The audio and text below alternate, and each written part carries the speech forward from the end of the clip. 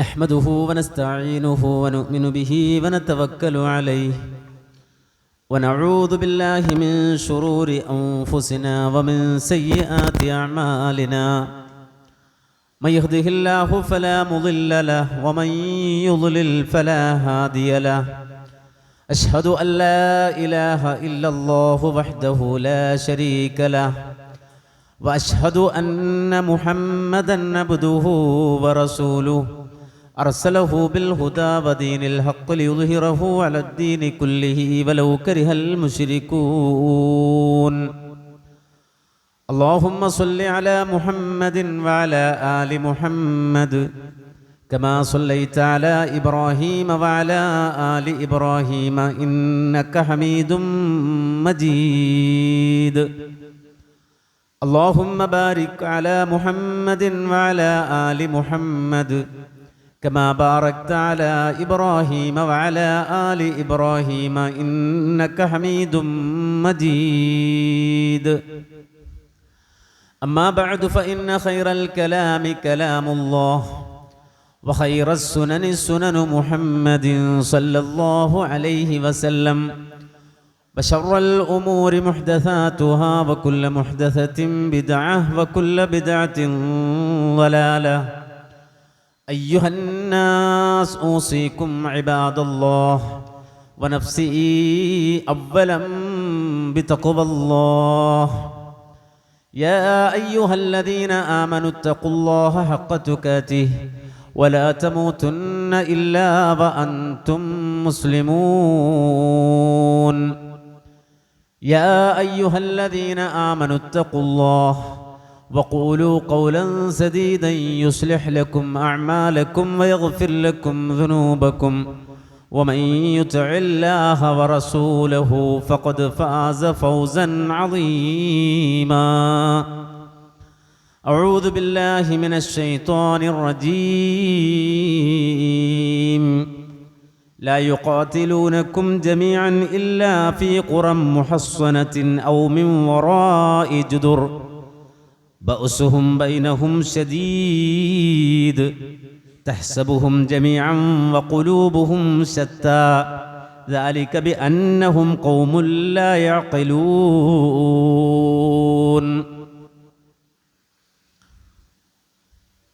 പ്രിയമുള്ള സത്യവിശ്വാസികളെ, സഹോദരങ്ങളെ,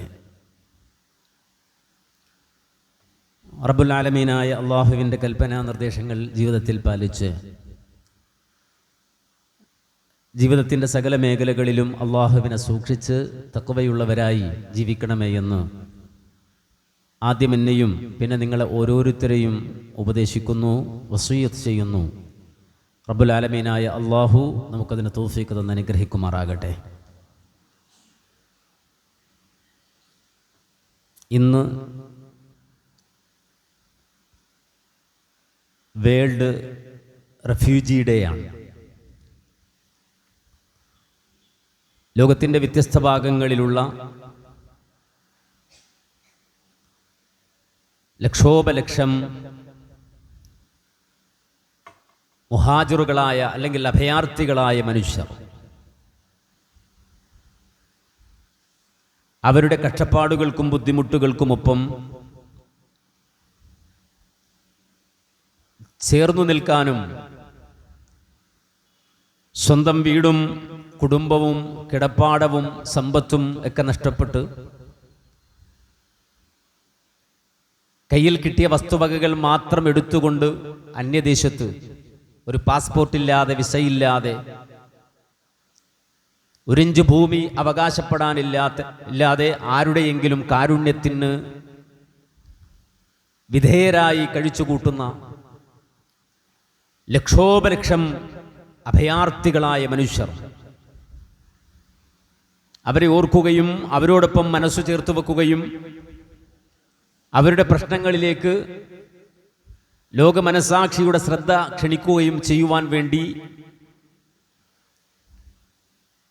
2000 മുതൽ ലോകാടിസ്ഥാനത്തിൽ ജൂൺ 20 എന്നുള്ളത് ഈ ഒരു ദിവസമായി പ്രഖ്യാപിക്കപ്പെട്ടിരിക്കുകയാണ്. ഇന്ന് ജൂൺ 20 വെള്ളിയാഴ്ചയാണ്. ഈ വെള്ളിയാഴ്ചയിൽ വളരെ യാദൃച്ഛികമായെങ്കിലും ഈ ദിവസം കടന്നു വരുമ്പോൾ നമുക്കറിയാം, പാവപ്പെട്ട പിഞ്ചുമക്കൾ, ഫലസ്തീനിലെ മക്കളടക്കമുള്ള ലക്ഷോപലക്ഷം മനുഷ്യർ സീന മരുഭൂമിയിലടക്കം അഭയാർത്ഥികളായി കഴിച്ചുകൂട്ടുന്ന, ജനിച്ചു വളർന്ന നാടും കളിച്ചു വളർന്ന മണ്ണും കൂട്ടുകുടുംബാദികളും കിടപ്പുമുറികളും എല്ലാം ഉപേക്ഷിച്ച് കയ്യിൽ കിട്ടിയത് തോളിലേറ്റിക്കൊണ്ടുപോയി എവിടേക്കെയോ താമസിക്കുന്ന മനുഷ്യർക്ക് വേണ്ടി, ആ ഫലസ്തീനിലെ മക്കൾക്കു വേണ്ടി, ആ കൂട്ടുകുടുംബാദികൾക്ക് വേണ്ടി നമ്മുടെ ഓർമ്മകളെയും നമ്മുടെ പ്രാർത്ഥനകളെയും ഈ ദിവസം ഇറക്കി വെക്കുകയാണ്. നമുക്കറിയാം, ലോകം ഇന്ന് നേരിട്ടുകൊണ്ടിരിക്കുന്ന അസ്വസ്ഥതകൾ. ഒരു വേള നമ്മൾ ഇവിടെ സ്വസ്ഥമായി കഴിയുമ്പോഴും ലോകത്തിന്റെ വ്യത്യസ്ത ഭാഗങ്ങളിൽ വലിയ യുദ്ധക്കെടുതികൾ കൊടുമ്പിരികൊണ്ടിരിക്കുന്ന ഒരു സാഹചര്യമാണ്. ലോകത്ത് അശാന്തി വിതക്കുവാൻ മാത്രം ജീവിക്കുന്ന ചില പ്രത്യേക വിഭാഗങ്ങൾ, ലോകശക്തികൾ എന്നൊക്കെയാണ് അവർ പറയപ്പെടുന്നത്. നാശം മാത്രം വിതക്കുന്ന സയനിസ്റ്റ് ഭീകരതയുടെ അഴിഞ്ഞാട്ടങ്ങൾ ലോകത്തിന്റെ വ്യത്യസ്ത ഭാഗങ്ങളിൽ നമ്മൾ കണ്ടുകൊണ്ടിരിക്കുകയാണ്. ഏതാനും മാസങ്ങളായി ലോക മനസാക്ഷിയെ ഞെട്ടിച്ചുകൊണ്ടവർ ഇടപെടുന്നുണ്ട്. ഏതാണ്ട് 20-ലധികം മാസങ്ങളായി കേവലം 10-40 അല്ലെങ്കിൽ 60 കിലോമീറ്റർ മാത്രം വിസ്തൃതിയുള്ള ഒരു മുനമ്പിൽ, ഗസ എന്ന് പറയുന്ന ഒരു മുനമ്പിൽ നടത്തിവരുന്ന നരനായാട്ടുകൾ അതിന്റെ ഏറ്റവും വലിയ മൂർധന്യതയിലാണ് ഇന്ന് കഴിഞ്ഞു പോകുന്നത്. നേരത്തെ ഇവിടെ സൂചിപ്പിച്ചതുപോലെ അതുവരെ താമസിച്ചിരുന്ന എല്ലാ സംവിധാനങ്ങളും തകർക്കപ്പെട്ടു.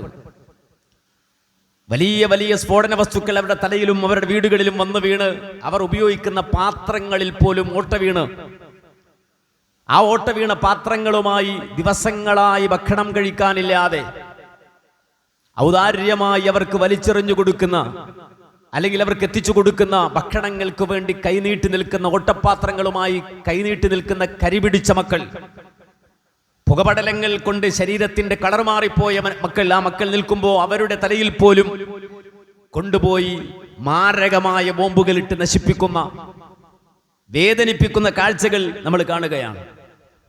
കേവലം പിഞ്ചുമക്കളാണ്. നമ്മുടെയൊക്കെ മക്കൾ ഓമനത്വത്തോടെ വളരുമ്പോൾ, സ്വസ്ഥമായി അവർ കലാലയങ്ങളിലേക്ക് പുതിയ യൂണിഫോം ധരിച്ചു പോകുമ്പോൾ, 3 നേരത്തിന് 5 നേരം സുഭിക്ഷമായി ഭക്ഷണം കഴിക്കുമ്പോൾ, സ്കൂളിൽ പോകാൻ കഴിയാതെ, ഒരു യൂണിഫോം ഇടാൻ കഴിയാതെ, പുസ്തകക്കെട്ടുകൾ ചുമക്കാൻ കഴിയാതെ, ഒരു കലാലയത്തിൽ പോയിരിക്കാൻ കഴിയാതെ, സ്വസ്ഥമായ ഒരു ജുമഅക്ക് പോലും പോയിരുന്നു കൊണ്ട്, സമൃദ്ധമായി എവിടെ ഇരുന്നു കൊണ്ട് ഒരു ഖുത്ബ കേൾക്കാൻ പോലും കഴിയാതെ ആയിരക്കണക്കിന് മക്കൾ ആ ഗസ മുനമ്പിൽ ഇമാം ഷാഫി റഹിമഹുല്ലക്ക് ജന്മം നൽകിയ നാട്ടിൽ പീഡനം അനുഭവിക്കുകയാണ്, പ്രയാസം അനുഭവിക്കുകയാണ്. ആ ഒരു ദുരന്തം കണ്ടുകൊണ്ടിരിക്കുമ്പോൾ തന്നെ നമുക്കറിയാം, പദ്ധതികൾ മാറി വരികയാണ്. മറ്റൊരു രാഷ്ട്രത്തിലേക്ക്, ഇറാനിലേക്ക് അവർ കടന്നു വരികയാണ്. ആ രാജ്യവുമായുള്ള ആദർശപരമായ വിശ്വാസപരമായ വിയോജിപ്പുകൾ ലോക മുസ്ലിങ്ങൾ എന്നും പ്രകടിപ്പിച്ചിട്ടുണ്ട്. പക്ഷേ ഒരു രാജ്യത്തിന്റെ അധികാര പരിധിയിലേക്ക് കടന്നു കയറി അവിടെയും കൊടും ഭീകരത അഴിച്ചുവിടുകയാണ്, യുദ്ധം അഴിച്ചുവിടുകയാണ്. ഇന്നത്തെ ദിവസം റെഫ്യൂജി ഡേ ആയി ആചരിക്കുമ്പോൾ എങ്ങനെയാണ് അഭയാർത്ഥികൾ സൃഷ്ടിക്കപ്പെടുന്നത്? ഏറ്റവും അധികം അഭയാർത്ഥികൾ ലോകത്ത് സൃഷ്ടിക്കപ്പെടുന്ന യുദ്ധങ്ങളിലൂടെയാണ്. ഒരു നാട്ടിൽ യുദ്ധമുണ്ടായാൽ ആ നാട്ടിലെ സിവിലിയന്മാരായ മനുഷ്യർ പാവങ്ങളാണ്. അവർക്ക് യുദ്ധതന്ത്രങ്ങൾ അറിയില്ല, പ്രതിരോധം അറിയില്ല. അവരുടെ കയ്യിൽ അതിനാധുനികമായ യുദ്ധമുറകളോ സംവിധാനങ്ങളോ അതല്ലെങ്കിൽ ആയുധങ്ങളോ ഒന്നുമില്ല. പാവങ്ങളാണ്. അന്നന്ന് അധ്വാനിച്ച് കിട്ടുന്ന വരുമാനം കൊണ്ട് ജീവിക്കുന്ന പാവപ്പെട്ട മനുഷ്യർ, അവരുടെ തലയിലേക്കാണ് ഈ തീക്കൂമ്പാരങ്ങൾ വന്ന് വീഴുന്നത്, ഈ തീനാളങ്ങൾ വന്ന് വീഴുന്നത്, പല വിധത്തിൽ അറിയപ്പെടുന്ന മിസൈലുകൾ വന്ന് വീഴുന്നത്. അവിടെ ഉപ്പമാരുണ്ട്, ഉമ്മമാരുണ്ട്, ശയ്യാവലംബികളായ ആളുകളുണ്ട്, ബെഡിൽ നിന്ന് എഴുന്നേക്കാൻ പോലും കഴിയുന്ന മനുഷ്യരുണ്ട്. അങ്ങനെ ആയിരക്കണക്കിന് മനുഷ്യരുണ്ട്. നമുക്കറിയാം, ഈ പഞ്ചായത്തിൽ ഓരോ വീടുകളിലും നമ്മൾ കയറിയിറങ്ങിയാൽ എത്ര മനുഷ്യരാണ് പാവങ്ങളായ ആളുകൾ, വാർദ്ധക്യത്തിൽ എടുത്തെറിയപ്പെട്ട ആളുകൾ, രോഗികളായി ഒന്ന് എഴുന്നേറ്റ് നടക്കാൻ പോലും കഴിയാത്ത മനുഷ്യർ, ശരീരം തളർന്നു കിടക്കുന്ന ആളുകൾ. ഇവരുടെ തലയിലേക്കാണ് മിസൈലുകളും മറ്റും വന്ന് വീഴുന്നത്. സ്വാഭാവികമായും ഇതൊന്നും താങ്ങാൻ കഴിയാതെ കയ്യിൽ കിട്ടിയത് എടുത്തുകൊണ്ട് സ്വസ്ഥമായിടത്തേക്ക് ഓടിപ്പോകുന്ന മനുഷ്യർക്ക് പറയുന്ന പേരാണ് റെഫ്യൂജി അല്ലെങ്കിൽ അഭയാർത്ഥികൾ എന്നുള്ളത്. ലോകത്തെ ഏറ്റവും അധികം അഭയാർത്ഥികളെ സൃഷ്ടിച്ചത് ഇത്തരം യുദ്ധങ്ങളാണ്. നമുക്കറിയാം, ഇന്ന് ഇസ്രായേലിൽ ഒരുപാട് മനുഷ്യർ നാടുവിടുകയാണ്. കാര്യം അവരുടെ തലയിലേക്ക് എപ്പോഴാണ് വന്ന് വീഴുന്നത്, ഈ തീനാളങ്ങൾ വന്ന് വീഴുന്നത് എന്നത് അവർക്കറിയില്ല. അവിടുന്ന് ഒരുപാട് മനുഷ്യർ രക്ഷപ്പെടുകയാണ്. ഇറാനിൽ നിന്ന് ഒരുപാട് മനുഷ്യർ അഭയാർത്ഥികളായി പോവുകയാണ്. ഗസയിൽ നിന്ന് ലക്ഷോപലക്ഷം മനുഷ്യർ അഭയാർത്ഥികളായി പോവുകയാണ്. അപ്പോൾ റെഫ്യൂജികളെ സൃഷ്ടിക്കപ്പെടുന്നത് യുദ്ധത്തിലൂടെയാണ്. ആ യുദ്ധത്തിന്റെ കെടുതികളാണ്. ആ കെടുതികൾക്ക് നേതൃത്വം നൽകുന്ന വലിയ സംഘം ലോകത്ത് വളരെയധികം ആസൂത്രിതമായി നിലനിൽക്കുകയാണ്. നമുക്കറിയാം, 1-ാം ലോക മഹായുദ്ധമുണ്ടായി, 2-ാം ലോക മഹായുദ്ധമുണ്ടായി. ഇനി ഒരു 3-ാം ലോക മഹായുദ്ധത്തിലേക്ക് നടന്നു പോവുകയാണോ എന്ന് സംശയിക്കപ്പെടുകയാണ്. മനസ്സിലാക്കണം, ലോക രാജ്യങ്ങൾ അവരുടെ സമ്പത്തും അവരുടെ എല്ലാവിധ കഴിവും ആർജവവും മനുഷ്യരെ കൊല്ലാൻ, നാടുകളെ കൊല്ലാൻ, സമൂഹങ്ങളെ കൊല്ലാൻ വേണ്ടി നീക്കിവെക്കുകയാണ്. ഇത്തരം ട്രെൻഡുകൾ രൂപപ്പെടുത്തുന്ന ശക്തികൾ ലോകത്തൊന്നും ഉണ്ടാകും. ലോകാവസാനം വരെ അവിടെ ആ രൂപത്തിലുള്ള പ്രവർത്തനങ്ങൾ നിർവഹിച്ചുകൊണ്ട് ഇത്തരം ശക്തികൾ നിലനിൽക്കും. ഇത് വിശുദ്ധ ഖുർആനിൽ അല്ലാഹു സുബ്ഹാനഹു വ തആല നൽകുന്ന സൂചനയാണ്. അല്ലാഹു സുബ്ഹാനഹു വ തആല ഈ സന്ദേശം വളരെ കൃത്യമായി അളന്നു കുറിച്ച് നമുക്ക് പഠിപ്പിച്ചു തന്നു. ലോകാന്ത്യം വരെ ലോകത്ത് കുഴപ്പമുണ്ടാക്കുന്ന ശക്തികളെ സംബന്ധിച്ച് വിശുദ്ധ ഖുർആൻ അണ്ടർലൈൻ ചെയ്തു തന്നു. ആ അണ്ടർലൈൻ ചെയ്ത വിഷയത്തിൽ വിശുദ്ധ ഖുർആൻ സൂറത്തുൽ മാഇദയിൽ അല്ലാഹു സുബ്ഹാനഹു വ തആല പറഞ്ഞു, അതിന്റെ 64-ാമത്തെ ആയത്തിൽ വഅൽഖൈനാ ബൈനഹുമുൽ അദാബത വൽ ബഗ്ളാഅ ഇലാ യൗമിൽ ഖിയാമ. ഒരു സംഘം ആളുകൾ അവർ സൈക്കോകളാണ്. അപ്പൊ പറഞ്ഞില്ലേ, ഒരു രാഷ്ട്രത്തിന്റെ തലവനെ നോക്കിയിട്ട് പറയപ്പെട്ടില്ല അദ്ദേഹം സൈക്കോയാണ്, സൈക്കോപാത്താണ്. പ്രത്യേകിച്ച് ഇസ്രായേലിന്റെ അധിപനായ നെതന്യാഹുവിന്റെ മുഖത്ത് നോക്കി ലോകരാഷ്ട്രങ്ങൾ വിളിച്ചു പറഞ്ഞില്ലേ, അദ്ദേഹം ഒരു സൈക്കോപാത്താണ്. ഈ സൈക്കോ എന്ന് പറഞ്ഞാൽ മാനസികമായ ഒരു വൈകല്യമാണ്. സ്വസ്ഥത എന്നുള്ളത്, ഒരു നാടിന്റെ സമാധാനം എന്നുള്ളത് ആഗ്രഹിക്കാതെ, ആളുകളെ പോലും തരംതിരിക്കാതെ, പട്ടാളക്കാരനെന്നോ സിവിലിയനെന്നോ പോലും നോക്കാതെ, വലിയവരെന്നോ ചെറിയവരെന്നോ എന്ന് പരിഗണിക്കാതെ ആളുകളെ കൊന്നൊടുക്കുക എന്ന ഒരു തരം സൈക്കോ ബാധിച്ച ആളുകൾ. ലോകത്തെ ഏതു തരം സൈക്കാട്രിസ്റ്റുകൾ ഇടപെട്ടാലും, അതല്ലെങ്കിൽ അത്തരം ഏത് തരം ഹോസ്പിറ്റലുകളുണ്ടോ അവിടെ കൊണ്ടുപോയിട്ട് ഇവരെ ചികിത്സിക്കാനിട്ടാലും ഈ രോഗത്തിന് മാറ്റം ഉണ്ടാകില്ലെന്നാണ് ഖുർആൻ പറയുന്നത്. ഇത് ഊട്ടപ്പെട്ട രോഗമാണ്, ഇതിന് ചികിത്സയില്ല. ഈ ആളുകളെ നോക്കി ഖുർആൻ പറഞ്ഞാൽ അവർ സൈക്കോകളാണ്. അവരെ സംബന്ധിച്ചിടത്തോളം അദാവത്തും ബഗ്ളാഉം, ശത്രുതയും വിദ്വേഷവും അവരുടെ ഹൃദയങ്ങളിൽ അലമാലകൾ പോലെ, തിരമാലകൾ പോലെ അലതല്ലിക്കൊണ്ടിരിക്കും.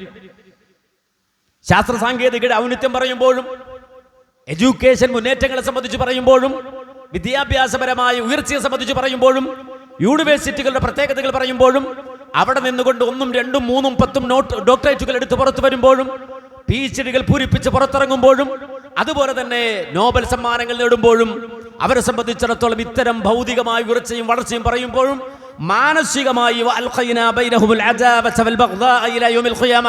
ലോകാവസാനം വരെ അവർ സൈക്കോകളായി ജീവിക്കുമെന്ന് വിശുദ്ധ ഖുർആൻ പറയാണ്. ആ സൈക്കോയുടെ ഭാഗമായി അവർക്കുണ്ടാകുന്ന പ്രശ്നം എന്താ? കുല്ലമാ ഔഖദൂ നാറൻ ലിൽ ഹർബ്. ഖുർആൻ പറയാണ്, കുല്ലമാ ഔഖദൂ നാറൻ ലിൽ ഹർബ്. അവരിങ്ങനെ യുദ്ധത്തിന്റെ തീ ഉണ്ടാക്കാൻ ശ്രമിച്ചുകൊണ്ടിരിക്കും, അതിങ്ങനെ ഊതിക്കത്തിച്ചുകൊണ്ടിരിക്കും. എവിടെയാണ് ഒരു കനലുള്ളത്, അത് ഊതിക്കത്തിച്ചത് എങ്ങനെ യുദ്ധമാക്കാം എന്നിങ്ങനെ അവർ ആലോചിച്ചു കൊണ്ടിരിക്കും. കുല്ലമാ ഔഖദൂ നാറൻ ലിൽ ഹർബ് ശുദ്ധ ഖുർആൻ പ്രയോഗമാണ്.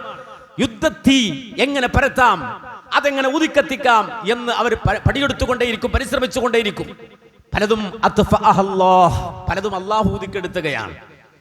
അവരുടെ കെടുതികളിൽ നിന്ന് അള്ളാഹു ലോക സമൂഹങ്ങളെ രക്ഷിക്കുകയാണ്. പലതും അള്ളാഹു കെടുത്തിക്കളയുകയാണ്. മാത്രമല്ല, അവരെ കൊണ്ടൊരു നന്മ ലോകത്ത് അല്ലെങ്കിൽ ഒരു ഉയർച്ച ലോകത്തുണ്ടാകുമോ? ഇല്ല. അവരെപ്പോഴും കുഴപ്പങ്ങളാണ് ആഗ്രഹിക്കുന്നത്.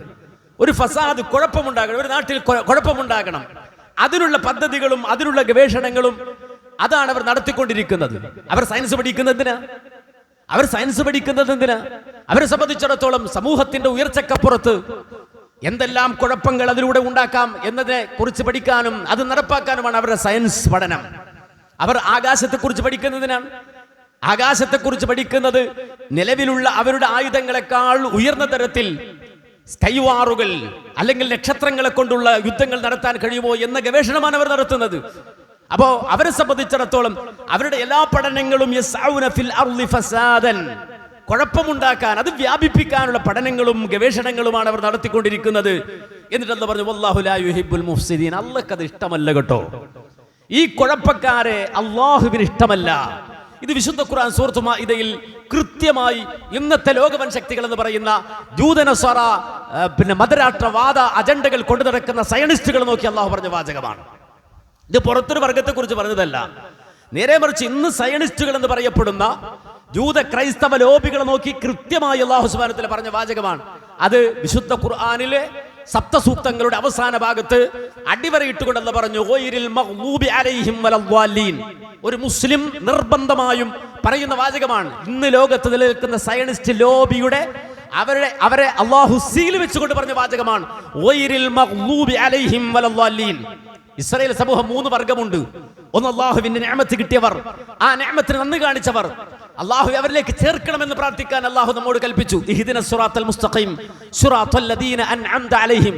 അല്ലാഹു അനുഗ്രഹിച്ച ഇസ്രായേലരായ യാക്കൂബ് നബിയുടെ, അയ്യൂബ് നബിയുടെ, ദാവൂദ് നബിയുടെ, യൂസുഫ് നബിയുടെ, പ്രവാചകന്മാരുടെ ആ ഇസ്രായേൽ മാർഗത്തിലേക്ക് എന്നെ ചേർത്ത് വെക്കണം എന്ന് അല്ലാഹു പറഞ്ഞതോടൊപ്പം തന്നെ അതേ ഇസ്രായേൽ സമൂഹത്തിൽ അല്ലാഹുവിന്റെ ശാപത്തിനും കോപത്തിനും വിധേയമാകുന്ന ഈ ഭീകരവാദികളായ സയനിസ്റ്റ് ലോബി എന്ന് നമ്മൾ ഇന്ന് പേരിട്ട് വിശദീകരിക്കുന്ന ആളുകൾ, അവരെയും അല്ലാഹു അഡ്രസ് ചെയ്തുകൊണ്ട് പറഞ്ഞു, ഗൈറിൽ മഗ്ദൂബി അലൈഹിം വലദ്ദാലീൻ.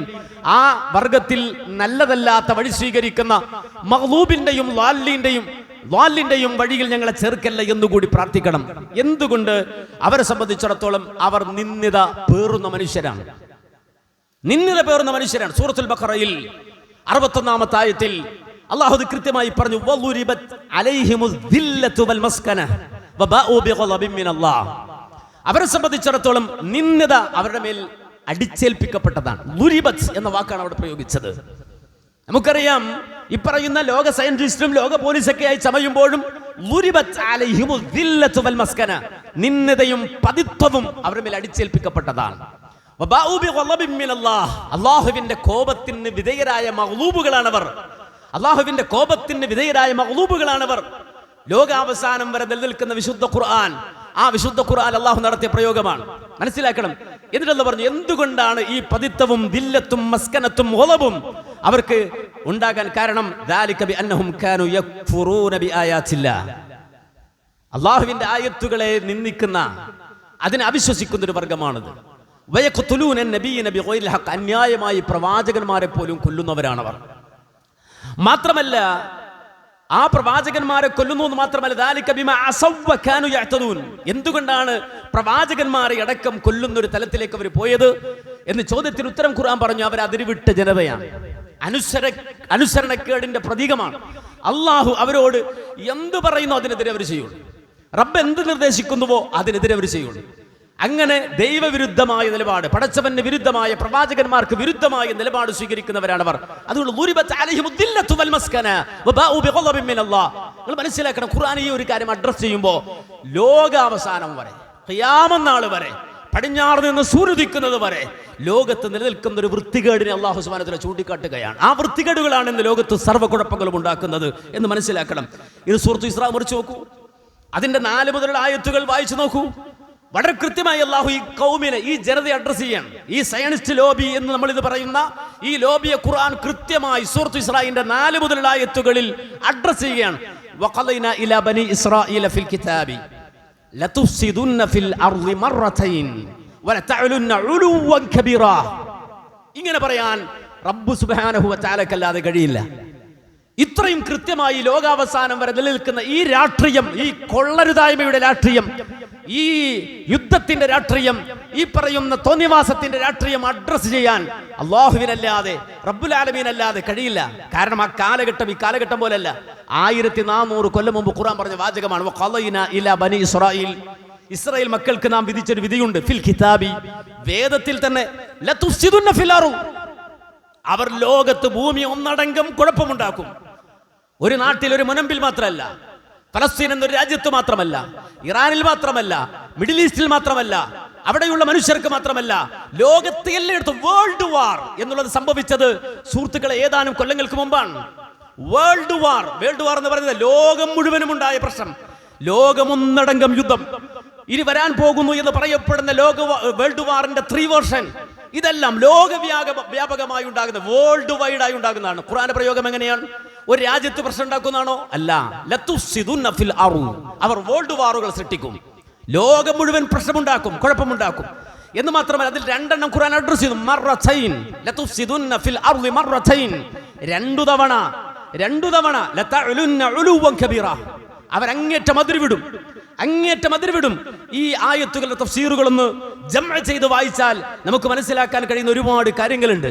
ഇന്നലകളിലുണ്ടായ സർവനാശങ്ങളുടെയും പിന്നിൽ ഈ ശക്തികളുണ്ട്. ഇന്ന് നമ്മൾ വൻ ശക്തിയൊന്നും, ലോക പോലീസൊന്നും, ലോക സാമ്പത്തിക രാഷ്ട്രങ്ങളൊന്നും, അതുപോലെ തന്നെ ലോക സയന്റിഫിക് രംഗത്തെ അധികായകന്മാരെന്നൊക്കെ പറയുന്ന ഈ ഖൗമിന്റെ ഇന്നലകളുടെ ചരിത്രം, ആ ചരിത്രം കൃത്യമായി പറഞ്ഞു, കൃത്യമായി വിശദീകരിച്ചു. ഈ ആയത്തിന്റെ തഫ്സീർ ഒന്ന് വായിച്ചു നോക്കൂ.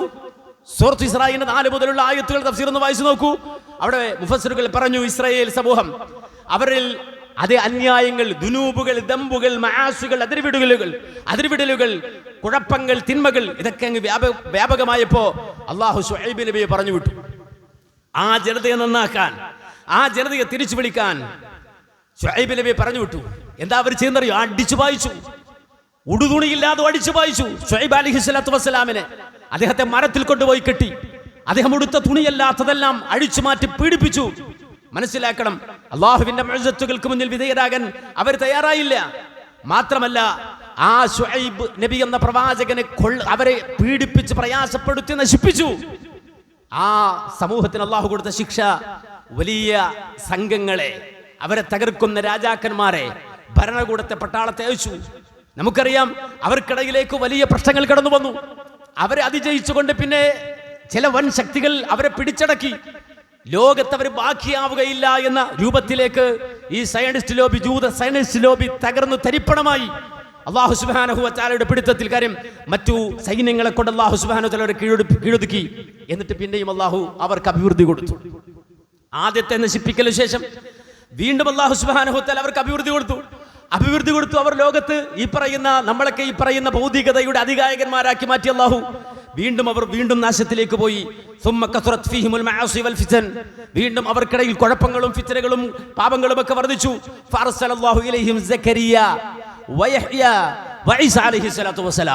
ശുഐബ് നബിക്ക് ശേഷം സക്കരിയ നബി അയച്ചു. മാത്രമല്ല, സക്കരിയ അലൈഹിസ്സലാത്തു വസ്സലാമിന്റെ മകൻ യഹ്യ നബിയെ അയച്ചു. ഇവരൊക്കെ ഇവരെന്താ കൈകാര്യം ചെയ്തത്? എങ്ങനെയാണ് അവർ കൈകാര്യം ചെയ്തത്? സക്കരിയ നബി ചെന്നപ്പോ സക്കരിയ നബി ഒരു കൊന്നുകളഞ്ഞു. ബൈത്തുൽ മുഖദ്ദസിൽ അതിന്റെ പരിപാലകനായ മറിയം ബീവിയെ, ആ ബൈത്തുൽ മുഖദ്ദസിൽ വളർത്തി വലുതാക്കിയ സക്കരിയ നബിയെ സക്കരിയ നബി കൊന്നു. മാത്രമല്ല, സക്കരിയ നബിയുടെ മകൻ യഹ്യ അവർ കൊന്നു. മനസ്സിലാക്കണം.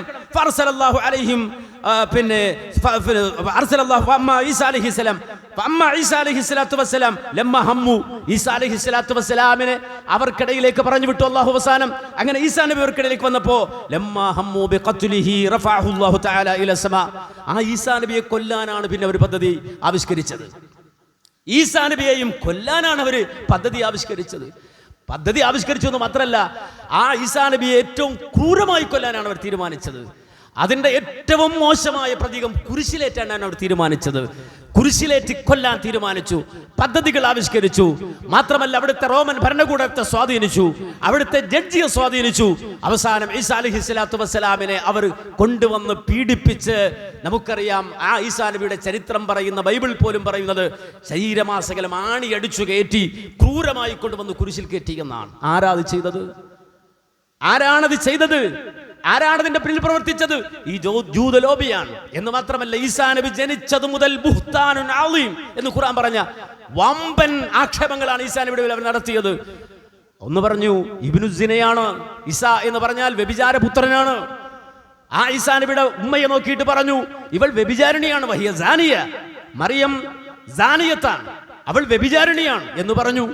ഈസാ നബിയുടെ നോക്കിയിട്ട് അവർ പറഞ്ഞു, ഞങ്ങൾ ഇന്ന ഖതൽനാ ഈസ ഇബ്ന മറിയമിന്റെ മകൻ ഈസയെ ഞങ്ങൾ കൊന്നടാ എന്ന് വിളിച്ചു പറഞ്ഞു.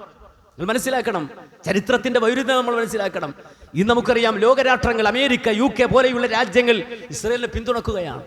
അത്ഭുതം തോന്നുന്നില്ലേ നിങ്ങൾക്ക്?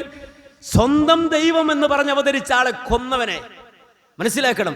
എന്ന് മാത്രമല്ല, ഒരു ഏറ്റവും മ്ലേച്ഛമായ രൂപത്തിൽ കൊല്ലാൻ ഏതൊരു ആലയത്തിലാണോ അല്ലെങ്കിൽ ഏതൊരു കമ്പിലും കൊളുത്തിലുമാണോ കയറ്റി നിർത്തിയത്, അതിനെപ്പോലും ആരാധിക്കുകയും, മാത്രമല്ല ഇന്ന് ഞങ്ങൾ യേശുവിനെ കൊന്നു എന്ന് മാത്രമല്ല, യേശു വ്യഭിചാരപുത്രനാണ് എന്ന് മാത്രമല്ല, യേശുവിന്റെ ഉമ്മ മേരി വേശ്യയാണ് എന്ന് വിളിച്ചു പറയുന്ന ആളെ സപ്പോർട്ട് ചെയ്യുന്നാരാ? അമേരിക്ക. അവരെ സപ്പോർട്ട് ചെയ്യുന്നാരാ? UK. അവരെ സപ്പോർട്ട് ചെയ്യുന്നാരാ? ഇപ്പറയുന്ന ക്രിസ്ത്യൻ മെജോറിറ്റി രാജ്യങ്ങൾ. എന്തുകൊണ്ട് ഈ ഒരു തലത്തിലേക്ക് മാറി എന്നുള്ളത് നമ്മൾ മനസ്സിലാക്കണം. ആ രാഷ്ട്രീയം മനസ്സിലാക്കണം. ആ രാഷ്ട്രീയം പറയാൻ റബ്ബുൽ ആലമീൻ അല്ലാതെ കഴിയില്ല. റബ്ബുൽ ആലമീൻ അല്ലാതെ കഴിയില്ല. നിങ്ങൾ പഠിച്ചു നോക്കൂ, സൂറത്തുൽ ഹശ്ർ 14-ാമത്തെ ആയത്ത്. സൂറത്തുൽ ഹശ്ർ 14-ാമത്തെ ആയത്ത്. ലോക രാഷ്ട്രീയം വായിക്കണം നമ്മൾ BBC-യിൽ നിന്നും അതുപോലെ തന്നെ ഇപ്പോ ഈ പുറത്തിറങ്ങുന്ന മീഡിയകളിൽ നിന്നുമാണ്. അല്ല, വേൾഡ് പൊളിറ്റിക്സ് പഠിക്കേണ്ടത് ഖുർആനിൽ നിന്നാണ്. ലോകാവസാനം വരെ പോകുന്നൊരു ഈ രാഷ്ട്രീയത്തിന്റെ ചരടുകളെയും കണ്ണുകളെയും അതിന്റെ അരമനകളിൽ ആടിത്തിമിറുക്കുന്ന ഇപ്പറയുന്ന പ്രഭുക്കന്മാരെയും വിശുദ്ധ ഖുർആൻ തുണിയുരിച്ച് നിർത്തിയിട്ടുണ്ട്. ഖുർആനിൽ അവരുടെ മുഖം മൂടി പറിച്ചു കയറി ഖുർആൻ നിർത്തിയിട്ടുണ്ട്. നമ്മൾ വായിച്ചു നോക്കണം. സൂറത്തുൽ ഹശ്റിന്റെ 14-ാമത്തെ ആയത്തിൽ അല്ലാഹു പറഞ്ഞു, ലാ യുഖാതിലൂനകും ജമീഅ ഇല്ലാ ഖുറം മുഹസ്സനത്തിൻ ഔ മിൻ വറാഇ ജുദുർ.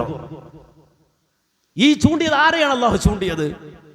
ആരെക്കുറിച്ചാണ് ഈ പറയുന്നത്? ഇന്നത്തെ സയനിസ്റ്റ് ലോബി അവരെ അഡ്രസ് ചെയ്ത് അല്ലാഹു പറയുന്ന വാചകമാണ്, ലാ യുഖാതിലൂനകും ജമീഅൻ ഇല്ലാ ഖുറം മുഹസ്സനത്തിൻ ഔ മിൻ വറാഇ ജുദുർ. ഒരു മറയുടെ പുറകിൽ നിന്നുകൊണ്ടല്ലാതെ അവർ നിങ്ങളോട് യുദ്ധം ചെയ്യില്ല. ബങ്കറുകളിൽ ഇരുന്നു കൊണ്ടല്ലാതെ അവർ നിങ്ങളോട് യുദ്ധം ചെയ്യില്ല. നേർക്ക് നേരെ നിന്നുകൊണ്ട് യുദ്ധം ചെയ്യാൻ അവർക്ക് കഴിയില്ല. അത് പറയാണ്, ബങ്കറുകളിൽ ഇരുന്നു കൊണ്ടല്ലാതെ അവർ യുദ്ധം ചെയ്യില്ല. ഇല്ല ഖുറം മുഹസ്സനത്തിൻ ഔ വറാഇ ജുദുർ. ഒരു മതിലിനപ്പുറത്ത് നിന്നുകൊണ്ടല്ലാതെ അവർ നിങ്ങളോട് യുദ്ധം ചെയ്യില്ല. കാര്യം എന്താ? വിശുദ്ധ ഖുർആനിൽ അത്ഭുതകരമായ ഒരു വെല്ലുവിളിയുണ്ട്. ആ വെല്ലുവിളി അല്ലാഹു നടത്തിയത് ജൂതന് നേരെ മാത്രമാണ്. ജൂതന് നേരെ മാത്രമാണ്. എന്തുകൊണ്ട്? അവര് പറഞ്ഞു, നഹ്നു അബ്നാഉല്ലാഹി വ അഹിബ്ബാഉഹു. ഞങ്ങളാണ് ദൈവത്തിന് ഇഷ്ടപ്പെട്ട ആളുകൾ, ഞങ്ങളാണ് ദൈവമക്കൾ. ഇന്നും പ്രയോഗിക്കുന്ന പ്രയോഗം അതാണ്, ഞങ്ങളാണ് ദൈവമക്കൾ. ഇത് റസൂലുള്ളാഹിന്റെ കാലത്ത് അവർ പറഞ്ഞു, നഹ്നു അബ്നാഉല്ലാഹി, ഞങ്ങൾ അല്ലാഹുവിന്റെ മക്കളാണ്, വ അഹിബ്ബാഉഹു, ഞങ്ങൾ അല്ലാഹുവിന് പ്രിയപ്പെട്ടവരാണ്. ഈ വാദം ഉന്നയിച്ച് ഈ ലോബി വന്നപ്പോ റബ്ബ് ഒരൊറ്റ വെല്ലുവിളിയാണ് നടത്തിയതെങ്കിൽ ഫതമന്നവുൽ മൗത്ത്. മരിക്കാൻ ഒരുക്കമുണ്ടോ? നീ മരിക്കാൻ ഒരുക്കണ്ടോ? നീ അല്ലാഹ്ക്ക് പ്രിയപ്പെട്ടവരാണെങ്കിൽ പോയി ചാകടോ? കാര്യം അല്ലാഹു സ്വീകരിച്ചില്ലേ? മരിക്കാൻ ഒരുക്കമുണ്ടോ? ഫതമന്നവുൽ മൗത്ത്. ഖുർആൻ ഒന്നിലധികം സ്ഥലങ്ങളിൽ ആവർത്തിച്ച് വെല്ലുവിളിച്ചു, മരിക്കാൻ തയ്യാറുണ്ടോ നീ? മരിക്കാൻ തയ്യാറുണ്ടോ നീ? ഫതമന്നവുൽ മൗത്ത്. മരിക്കാൻ ഒരുക്കമുണ്ടോ? എന്നിട്ട് അല്ലാഹു പറഞ്ഞു, ഇല്ല, ഒരിക്കലും അതവൻ ആഗ്രഹിക്കില്ല. ലാ യതമന്നൗനഹു അബദം ബിമാ കസബത് ഐദിഹിം. സൂറത്തുൽ ജുമുഅയിലടക്കം അല്ലാഹു പറഞ്ഞു. സൂറത്തുൽ ജുമുഅയിലടക്കം അല്ലാഹു പറഞ്ഞു, ലാ യതമന്നൗനഹുൽ മൗത്ത്. ഒരിക്കലും അവൻ മരണം കൊതിക്കില്ല. അത്രമാത്രം ചെയ്തു കൂട്ടിയിട്ടുണ്ട് അവര്. അവർക്ക് മരണം ഇഷ്ടമല്ല. അവരിൽ ഓരോരുത്തരും കൊതിക്കുന്നത് 1000 കൊല്ലം ജീവിക്കണമെന്നാണ്. 100 200 അല്ല. അവരുടെ കൊതി, ഖുർആൻ പറഞ്ഞു, അവന്റെ മനസ്സിൽ കൊതി എത്ര എന്നറിയും? ജീവിതത്തോടുള്ള അലച്ച 1000 കൊല്ലം ഇവിടെ ജീവിക്കണം എന്നുള്ളതാണ്. ജീവിതത്തോട് അത്രയും കൊതിയുള്ളവരാണ് അവർ. അതുകൊണ്ട് യുദ്ധരംഗത്ത് പോലും നേരിട്ട് വരാൻ അവർക്ക് കഴിയില്ല. ലാ യുഖാതിലൂനകും ഇല്ലാ ഫീ ഖുറം മുഹസ്സനത്തിൻ ഔ വറാഇ ഹിജാബ്. ബങ്കറുകളിൽ ഇരുന്നു കൊണ്ടല്ലാതെ അവർ നിങ്ങളോട് യുദ്ധം ചെയ്യില്ല. എന്നിട്ട് പറഞ്ഞു, ബഅസുഹും ബൈനഹും ശദീദ്. അവർക്കിടയിലെ പ്രശ്നങ്ങൾ അത് വമ്പൻ പ്രശ്നങ്ങളാണ്. വതഹ്സബുഹും ജമീഅൻ വഖുലൂബുഹും ശത്താ. ഈ കാണുന്ന സാമ്പത്തിക സാമ്രാജ്യത്തെ ശക്തികൾ അവരെല്ലാവരും കൂടി വരുമ്പോ അവരെല്ലാവരും ഐക്യമുന്നണിയാണ് എന്ന് നിങ്ങൾ വിചാരിക്കും. അവരെല്ലാവരും ഐക്യത്തിലാണ് നിങ്ങൾ വിചാരിക്കും. ഖുർആൻ പറഞ്ഞു, ഇല്ല വഖുലൂബുഹും ശത്താ.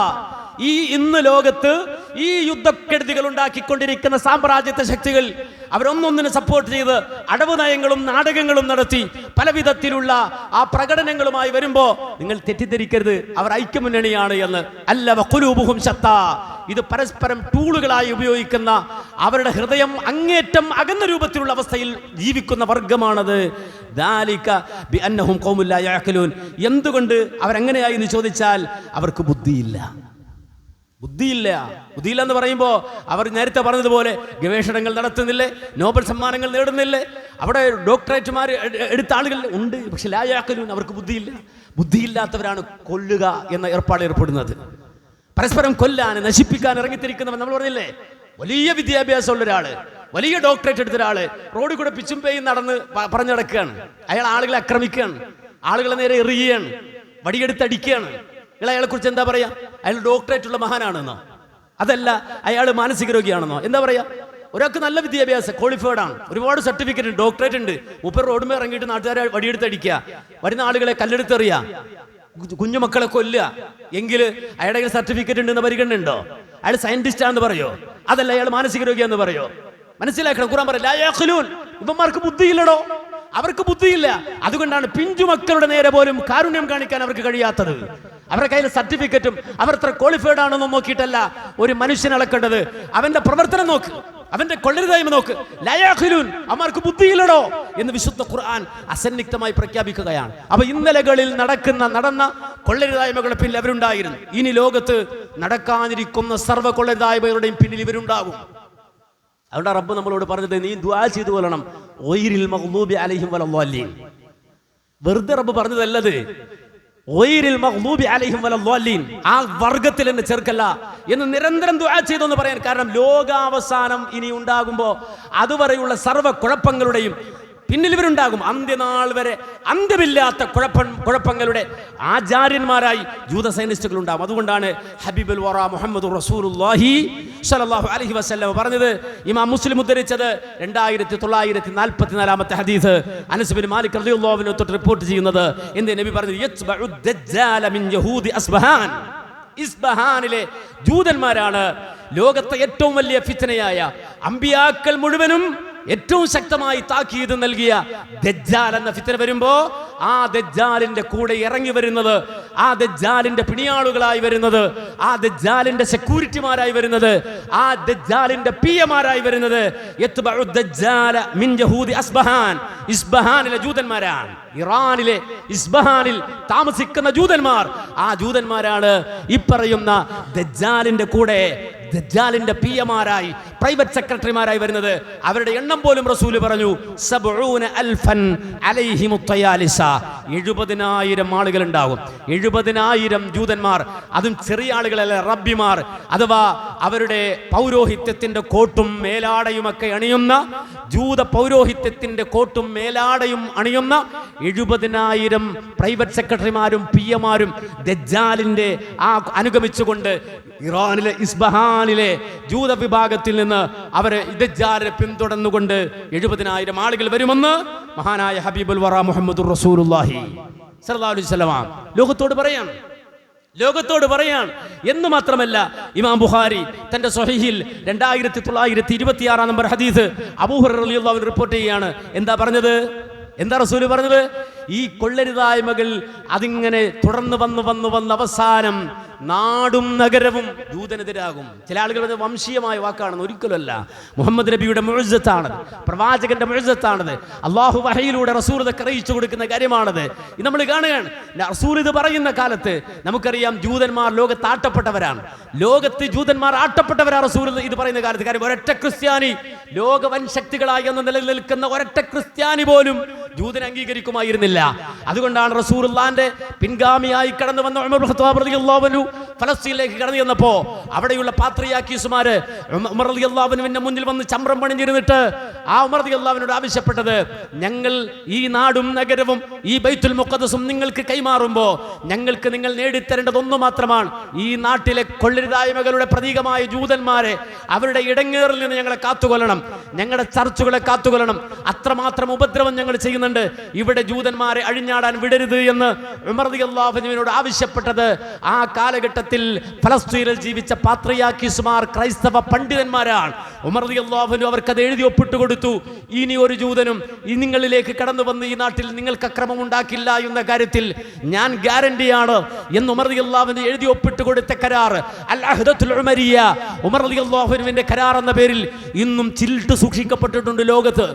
ലോക ചരിത്രത്തിൽ മായ്ക്കപ്പെടാൻ കഴിയാത്ത രൂപത്തിൽ അന്ന് ഉമർ റളിയല്ലാഹു അൻഹു എഴുതി ഒപ്പിട്ട് കൊടുത്ത അൽ അഹ്ദത്തുൽ ഉമരിയ, ഉമർ റളിയല്ലാഹു അൻഹുവിന്റെ ഉടമ്പടി കരാർ ഇന്നും ലോക ചരിത്രത്തിൽ ചില്ലിട്ട് സൂക്ഷിച്ചിട്ടുണ്ട് എന്ന് നമ്മൾ മനസ്സിലാക്കണം.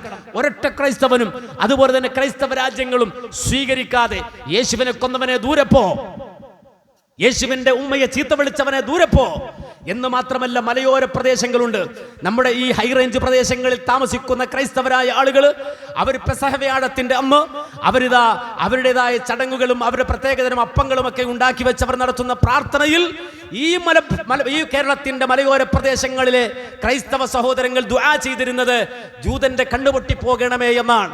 ജൂതന്റെ കണ്ണുപൊട്ടി പോകണമേ എന്ന ആ പ്രാർത്ഥന ഇന്നും പഴയകാല ക്രൈസ്തവ സഹോദരങ്ങൾക്ക് അവരുടെ ചെറുപ്രായത്തിൽ അവരുടെ വീടുകളിൽ നിന്നുകൊണ്ട് പ്രാർത്ഥിച്ച പ്രാർത്ഥനയിൽ കാണാൻ സാധിക്കും.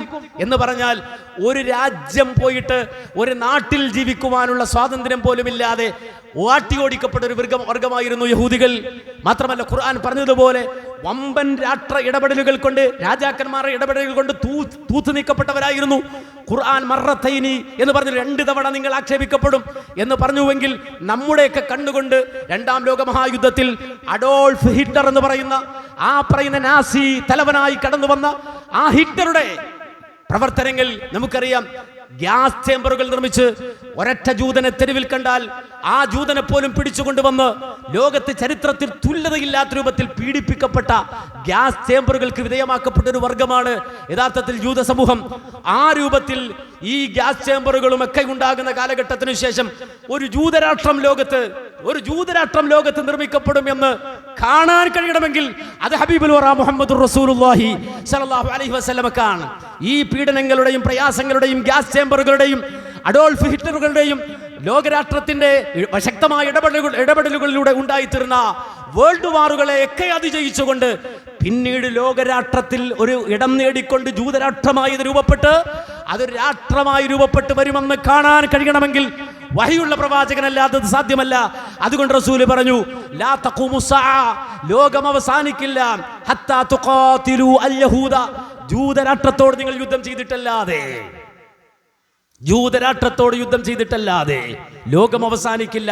എന്നിട്ട് റസൂല് പറഞ്ഞു, ഹത്താ യഖൂലൽ ഹജറു വറാഅഹുൽ യഹൂദി, ഒരു കല്ലിന്റെ പുറകിൽ അല്ലെങ്കിൽ ബങ്കറിൽ അല്ലെങ്കിൽ പറയുന്ന ഏതെങ്കിലും മരത്തിന്റെ പുറകിലൊക്കെ ഇവർ പോയി ഒളിച്ചിരിക്കും. കാര്യം ആ സൈറൻ മുഴങ്ങുമ്പോൾ ഇവർ ഒളിച്ചിരിക്കും. അവർ ഒളിച്ചിരിക്കുക എന്നതാണ് അവരുടെ പ്രത്യേകത തന്നെ. അങ്ങനെ കല്ലുകളുടെയും ബങ്കറുകളുടെയും പുറകിൽ പോയി അവർ ഒളിച്ചിരിക്കുമ്പോ കല്ലുകളെന്ന് വിളിച്ചു പറയും, മരങ്ങളെന്ന് വിളിച്ചു പറയും, യാ മുസ്ലിം യാ അബ്ദുല്ലാ തആലൂ ഖൽഫി യഹൂദി ഫഖ്തുൽഹു, ഓ അല്ലാഹുവിന്റെ അടിമേ, എന്റെ പുറകിൽ ഒരുത്തൻ ഇരിക്കുന്നുണ്ട്, ജൂതനാണവൻ, തആൽ ഓടി വാ ഫഖ്തുൽഹു, അവനെ കൊന്നിട്ട് പോ എന്ന് വിളിച്ചു പറയും ആ യുദ്ധവേളയിൽ എന്ന് ലോകത്തിന്റെ നേതാവ് ഹബീബുൽ വറ മുഹമ്മദുർ റസൂലുള്ളാഹി സ്വല്ലല്ലാഹു അലൈഹി വസല്ലം പറയാണ്. അത്രത്തോളം കല്ലും മരവും വെറുക്കുന്ന തരത്തിൽ മനുഷ്യനെ കൊന്നൊടുക്കി മനുഷ്യരക്തത്തെ ആർത്തിയോടെ കുടിച്ച് വയറ് വീർപ്പിച്ച് ഒരു രക്തരക്ഷസായി ലോകം വെറുക്കുന്ന കല്ലും മരവും വെറുക്കുന്ന അവസ്ഥയിലേക്ക് ഈ വിഭാഗം പരിണമിച്ചു പോകുമെന്ന് ലോകത്തോട് വിളിച്ചു പറഞ്ഞു ഹബീബുൽ വറ മുഹമ്മദുർ റസൂലുള്ളാഹി സ്വല്ലല്ലാഹു അലൈഹി വസല്ലം. അത് നമ്മൾ കണ്ണുകൊണ്ട് കാണാൻ. എന്താ ഇവർക്ക് വിദ്യാഭ്യാസം ഇല്ലേ, അറിവില്ലേ, വിവേകമില്ലേ, മനസാക്ഷിയില്ലേ എന്നൊക്കെ നമ്മൾ ചോദിക്കണം. വെറുതെയാണ് ആ ചോദ്യങ്ങൾ. ഒരു മനസാക്ഷിയുമില്ലാത്ത സൈക്കോകളായി ലോകത്ത് ഭാരമായി ഈ വർഗം മാറി വരും എന്നുള്ളത് നമ്മളിങ്ങനെ കാണുകയാണ്. ലോകാവസാനം അടുക്കും തോറും അത് കൂടുതൽ ഇങ്ങനെ പ്രകടമാകും. അല്ലാഹു സുബ്ഹാനഹു വ തആല ഇത്തരം കെടുതികൾ ലോകത്തിന് സമ്മാനിക്കുന്ന, ലോകത്തിന് നാശം വിതയ്ക്കുന്ന, ലോകത്ത് കൂട്ടുകുടുംബമായി സ്വന്തം മക്കളോടൊപ്പം ജീവിക്കുന്ന മനുഷ്യരെ അഭയാർത്ഥികളാക്കി മാറ്റുന്ന ഇത്തരം ഇടപാടുകളിൽ നിന്ന്, ഇത്തരം ആളുകളിൽ നിന്ന് അല്ലാഹു നമ്മയും നമ്മുടെ കുടുംബത്തെയും നമ്മുടെ രാഷ്ട്രത്തെയും നമ്മുടെ സമൂഹത്തെയും കാത്തുരക്ഷിക്കുമാറാകട്ടെ. ലോകരാജ്യങ്ങൾ അല്ലാഹു സുബ്ഹാനഹു വ തആല സമാധാനത്തിൽ നിലനിർത്തി കൊടുക്കുമാറാകട്ടെ. ഇത്തരം ഇടങ്ങേറുകളിൽ കഴിവിന്റെ പരമാവധി അതിൽ നിന്ന് അതിജയിക്കാൻ അല്ലാഹു പറഞ്ഞില്ലേ, അല്ലാഹു ആണ് അത് കെടുത്തിക്കളയുന്നത് എന്ന് ഖുർആൻ പറഞ്ഞില്ലേ. അത് കൂടുതൽ അല്ലാഹു സുബ്ഹാനഹു വ തആല വിശാലമാക്കി തരുമാറാകട്ടെ എന്ന് ദുആ ചെയ്യാം. റബ്ബ് സുബ്ഹാനഹു വ തആല ഇത്തരം ശർറുകൾ ഉടലെടുക്കുന്ന അവസ്ഥയിൽ നിന്നും സാഹചര്യങ്ങളിൽ നിന്നും നാം ഏവരെയും രക്ഷപ്പെടുത്തി ഈമാനോടെ ജീവിക്കാനും ഈമാനോടെ ഇത്തരം കാര്യങ്ങളെ കണ്ടു മനസ്സിലാക്കി ഉൾക്കൊള്ളാനും റബ്ബ് തൗഫീഖ് തന്ന് അനുഗ്രഹിക്കുമാറാകട്ടെ. അഖൂലു ഖൗലി ഹാദാ അസ്തഗ്ഫിറുല്ലാഹ ലീ വലക്കും വലിജമീഇൽ മുഅ്മിനീന വൽ മുസ്ലിമീന അജ്മഈൻ വസ്തഗ്ഫിറുഹു ഇന്നഹു ഹുവൽ ഗഫൂറുർ റഹീം.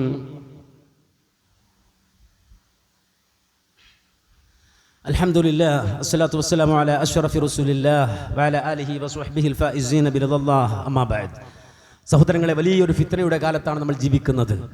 ഈ കാലത്ത് ഈ ഫിത്നകളെ അതിജയിക്കേണ്ടത് എങ്ങനെയെന്ന്, ഈമാൻ കൊണ്ട് അതിജയിക്കേണ്ടത് എങ്ങനെയെന്ന് സ്വന്തം കുടുംബത്തെയും സ്വന്തം മക്കളെയും പഠിപ്പിച്ചു വളർത്തുക എന്നുള്ളതാണ് നമ്മുടെ ബാധ്യത. കാരണം ഇതിനെല്ലാം, ഇത്തരം എല്ലാവിധ ഫിത്നകൾക്കും എതിരെയുള്ള പോരാട്ടമാണ് ദീൻ എന്ന് പറഞ്ഞാൽ, ഇസ്ലാം എന്ന് പറഞ്ഞാൽ. അത് നമ്മെ സംരക്ഷിക്കും, അത് നമുക്ക് സമാധാനം തരും, നമുക്കത് ആർജവം തരും, നമുക്കത് വിജയം തരും. അല്ലാഹു സുബ്ഹാനഹു വ തആല നമുക്ക് നൽകിയ വാഗ്ദാനമാണിത്. റബ്ബ് തആല നമുക്ക് നൽകിയ വാഗ്ദാനമാണിത്. വമാ ജഅലല്ലാഹു ഇല്ലാ ബുശ്റാ ലക്കും വലിതത്മഇന്ന ഖുലൂബുകും ബിഹി വമൻ നസ്റു ഇല്ലാ മിൻ ഇൻദില്ലാഹിൽ അസീസിൽ ഹകീം. അല്ലാഹു നിങ്ങളുടെ മനസ്സിന് സമാധാനം തരും, അതുപോലെ തന്നെ നിങ്ങൾക്ക് സന്തോഷ വാർത്ത തരും. പക്ഷേ നിങ്ങളുടെ ഹൃദയം ഈമാൻ ഊട്ടിയുറപ്പിക്കാൻ കഴിയണം എന്നാണ്. അതുകൊണ്ട് ആ രൂപത്തിൽ നമ്മുടെ മക്കളെ വളർത്തിക്കൊണ്ടുവരാൻ, ആ സാഹചര്യങ്ങൾ സൃഷ്ടിക്കാൻ നമുക്ക് സാധിക്കേണ്ടതുണ്ട്. അള്ളാഹുവിന് തൗഫീഖ് തരുമാറാകട്ടെ. ഇൻഷാ അല്ലാഹ് അതിൻ്റെ ഭാഗമായി ഒരുപാട് പ്രോഗ്രാമുകൾ നമ്മൾ നടത്തുന്നുണ്ട്. അതിനോടൊപ്പം തന്നെ നമ്മുടെ മക്കൾ ഏതാണ്ട് +2 തലത്തിലൊക്കെയുള്ള നമ്മുടെ മക്കൾക്ക് ആഴ്ചയിൽ ഒരു ദിവസമെങ്കിലും അവരുടെ മദ്രസ പഠനം കഴിഞ്ഞിട്ടുണ്ടാകും, അവരിങ്ങനെ മറ്റു മേഖലകളിൽ അലയുന്നുണ്ടാകും.